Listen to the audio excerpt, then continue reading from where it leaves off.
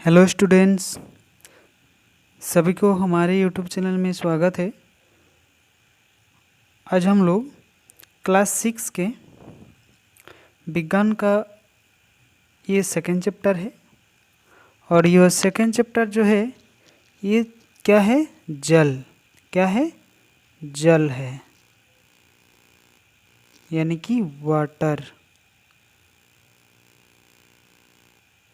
क्या है? वाटर। तो इसके बारे में हम लोग आज पूरा जानकारी प्राप्त करेंगे। तो चलिए वीडियो को हम लोग स्टार्ट करते हैं। आप लोग इसे ध्यानपूर्वक देखिए। गर्मी का मौसम है।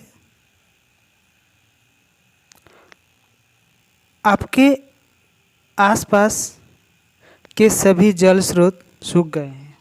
हम लोग जानते हैं जब गर्मी आता है तो हमारा आसपास के जो क्षेत्र होता है ये सूख जाता है। पानी का पीने का जो पानी है ये बहुत ही दूर से हम लोगों को क्या करना पड़ता है? लाना पड़ता है।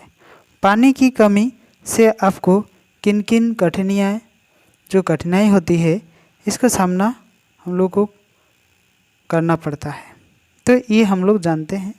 जब हम लोग के पास पानी नहीं होता है तो हम लोग को बहुत सारा समस्या का सामना करना पड़ता है।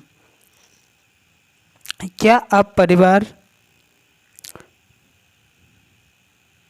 परिवार जो है ये बिना पानी के आप लोग खाना पकाना, कपड़े धोना, बर्तन साफ करना, स्नान करना जैसे कार्य कर पाएंगे? कभी नहीं। पानी के बगैर हम लोग ये चीज़ कभी नहीं कर पाएंगे। इसके अतिरिक्त क्या होता है? देखिए, अन्य कौन कौन से कार्य हैं जिन्हें करने में आपके परिवार को कठिनाई का सामना करना पड़ेगा और किन किन कार्य है जो करने में आप लोगों को कठिनाई करना पड़ता है।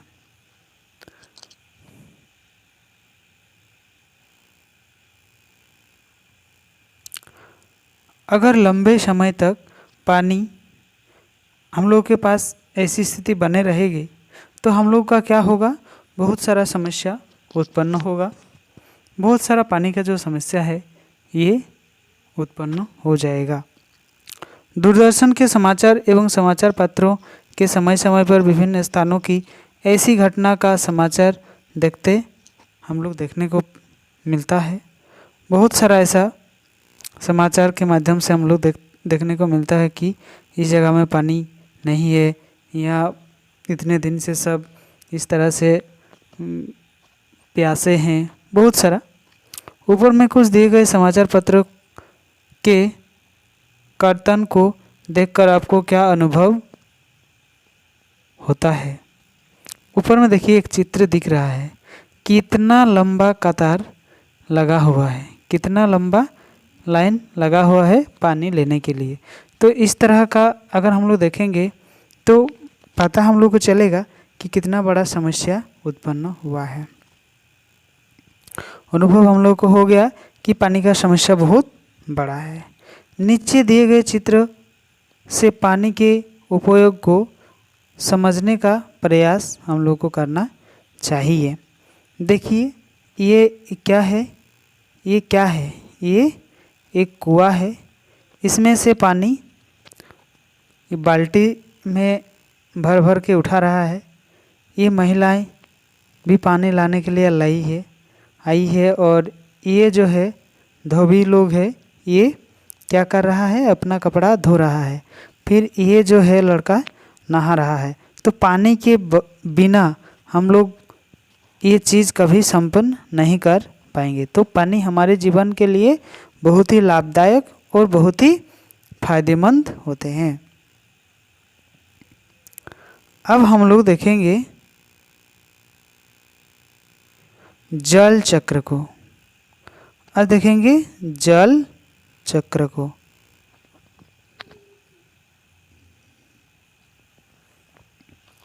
जल चक्र पृथ्वी पर उपलब्ध जल के एक रूप से दूसरे रूप में परिवर्तित होने और एक भंडार से दूसरे भंडार या एक स्थान से दूसरे स्थान की ओर गति करने की चक्रीय प्रक्रिया है।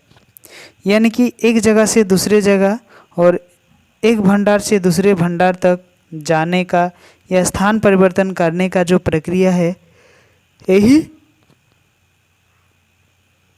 जल चक्र हम लोग कहेंगे।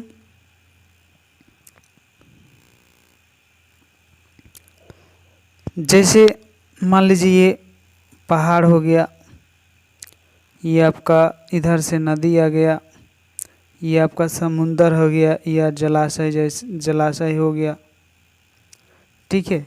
तो इस जलाशय में क्या होगा, पानी इधर से ऊपर से पानी गिरेगा, इस तरह से पानी गिरेगा और ये पानी पहाड़ के ऊपर से बह के यहाँ पे आ रहा है। तो ये पानी यहाँ इकट्ठा है, फिर सूर्य जब उदय होता है तो इसका रश्मि से ये क्या होता है, गर्म बन जाता है पानी और धीरे धीरे ये बाष्प के रूप लेकर ऊपर की ओर उठता है। इस तरह से ऊपर उठता है और ऊपर उठने के बाद फिर से ये हवा के द्वारा एक स्थान से दूसरे स्थान तक चले जाते हैं और ये बादल बनते हैं। और बादल के चले जाने के बाद जहाँ ठंडा मौसम उसको मिलता है वही वो बरसता है। तो इस तरह से हम लोग जल चक्र को जानते हैं।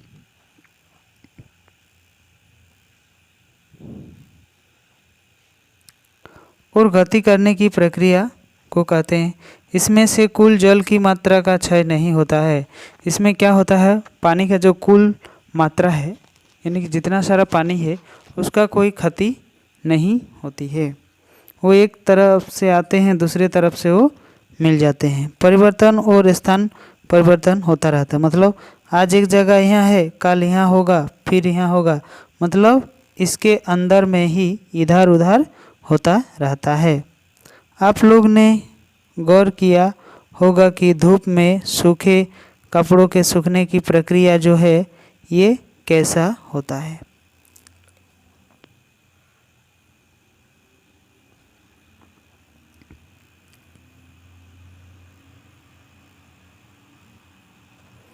ये देखिए, ये धूप है।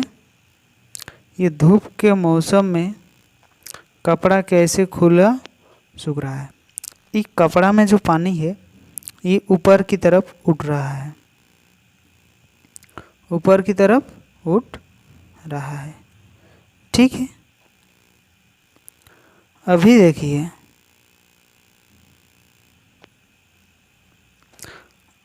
क्या आपने कभी खाना बनाते समय खाने से जल को वाष्पित यानी कि भाप बनकर उड़ते देखा है?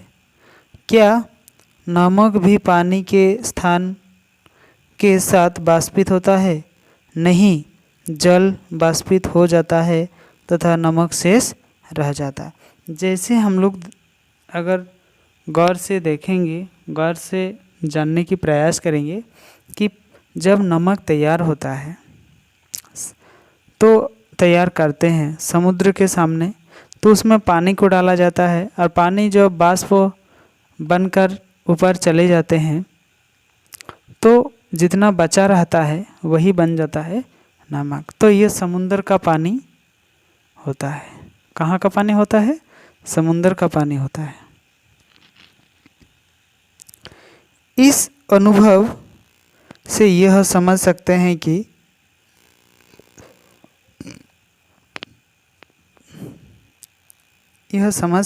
कि गर्म करने पर जल वाष्प में परिवर्तित हो जाता है, जबकि नमक लवण वाष्पित नहीं होता है। जब हम लोग गर्म करते हैं तो जल क्या होता है, वाष्प बनकर ऊपर उठ जाता है और पानी जो है वो उड़ जाता है और जो लवण है ये नीचे बैठ जाता है, लवण जो कि वाष्पित नहीं होता है। आप अपने दैनिक जीवन की जल वाष्पन प्रक्रिया से परिचित होंगे और सड़कों, खेतों, छतों तथा अन्य जमीनों क्षेत्रों में जल बाष्प का जो परिवर्तन होता रहता है, ये भी हम लोग देखे हैं। बाष्पन, तो ये हम लोग जानते हैं जल बाष्पन, इसके लिए जल को हम लोग को ऊष्मा कहाँ से मिलती है। जब जल बाष्प होता है तो ऊष्मा यानी कि शक्ति हम लोग को कहाँ से मिलता है, ये भी बहुत ज़रूरी है।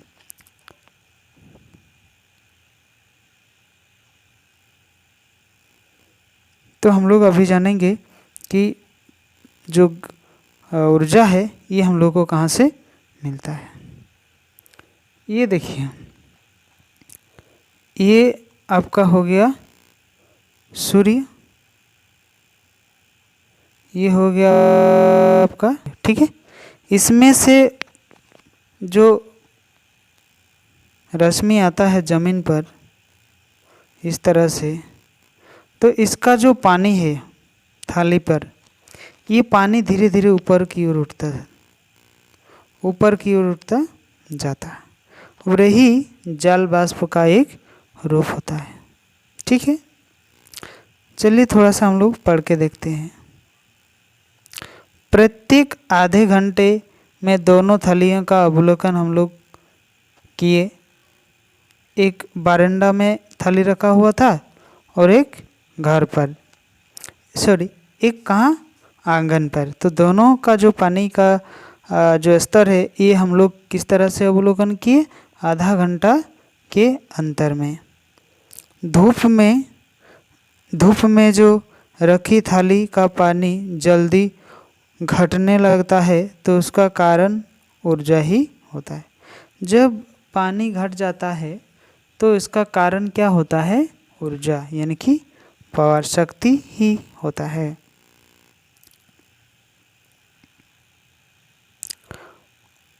लगता है और जिसका कारण सौर ऊर्जा सबसे प्रमुख होता है।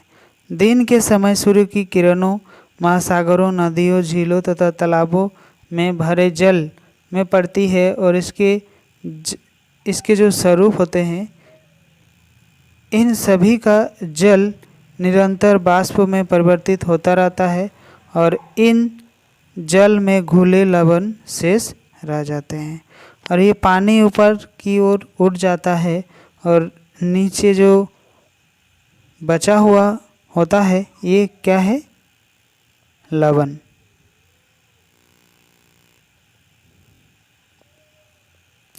जल के बाष्पन की प्रक्रिया धीरे धीरे होती है और इस क्रियाकलाप में हमने देखा कि छाया में रखे थाली का पानी भी विलुप्त होता है। जब हम लोग छायेदार जगह में इस तरह से थाली पर पानी को रखेंगे तो ये भी हम लोग देखते हैं कि धीरे धीरे ख़त्म होता है, ठीक है। तो इसका भी कुछ कारण है। क्या कारण है, विलुप्त होता है, क्यों होता है, इसमें से अधिक समय लगता है। इसमें क्या होता है, अधिक समय जो है लगता है, क्योंकि जो सूरज का जो रश्मि है ये डायरेक्ट पानी पर नहीं पड़ता है, इसीलिए गर्म भी उतना ज़्यादा नहीं होता है। धीरे धीरे गर्मी उसका बढ़ता है और धीरे धीरे बाष्प का रूप भी होता है, ठीक है। अब देखिए, वही दूसरी ओर सूर्य के प्रकाश से होने वाला बाष्पन तेजी से होता है और कम समय लगता है।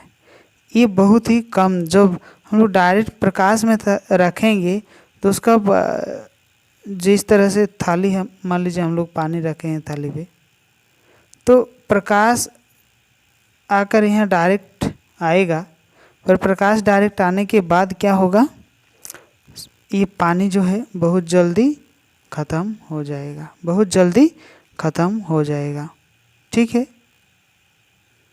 अब हम लोग देखेंगे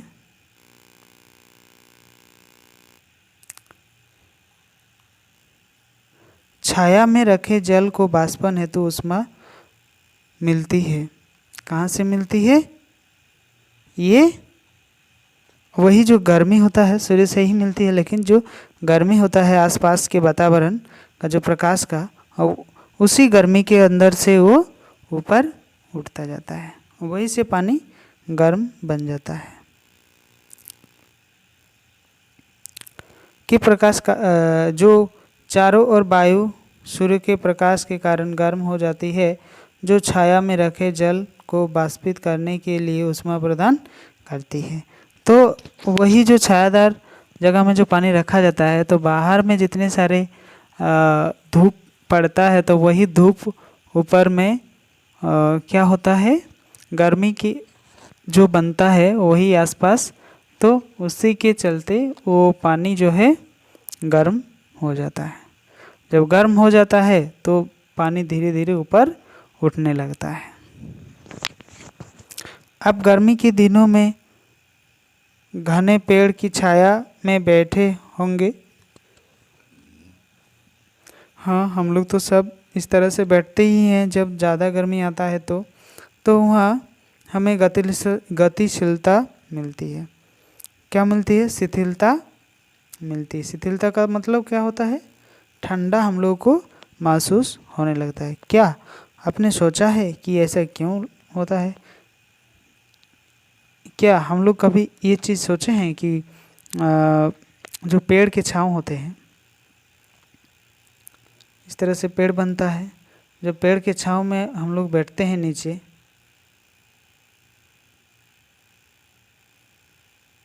इस तरह से बैठते हैं, तो हम लोगों का क्या होता है?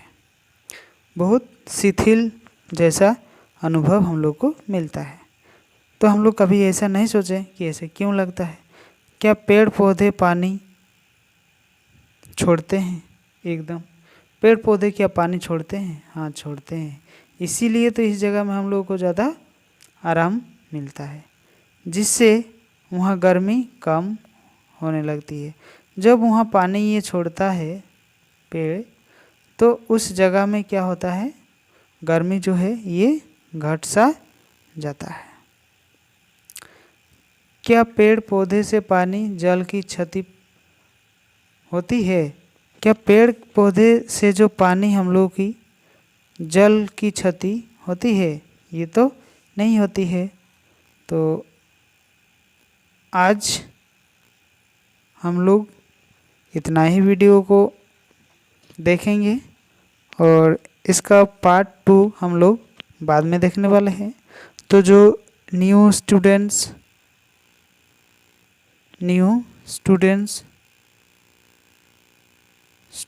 जो जुड़े हैं, वो चैनल को क्या करें? सब्सक्राइब करें, ताकि आने वाले जितने सारे वीडियो अपलोड होगा उसका नोटिफिकेशन आप लोगों को सबसे पहले मिलेगा। और अपने दोस्तों को शेयर आप लोग ज़रूर करें, ताकि उसको भी इसका लाभ मिल सके। तो बस आज के लिए इतना ही।